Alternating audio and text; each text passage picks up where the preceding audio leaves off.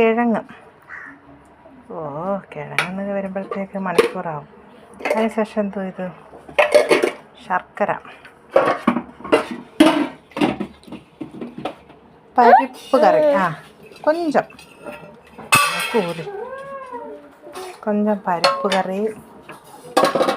അതിനുശേഷം ഇത് ചൂര മീൻ വറ്റിച്ചത്, അത് కొంచెం. ഓക്കെ, కొంచెం.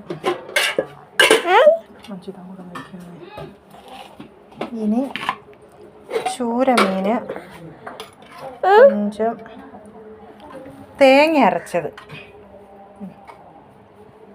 ഒരു പീസ്.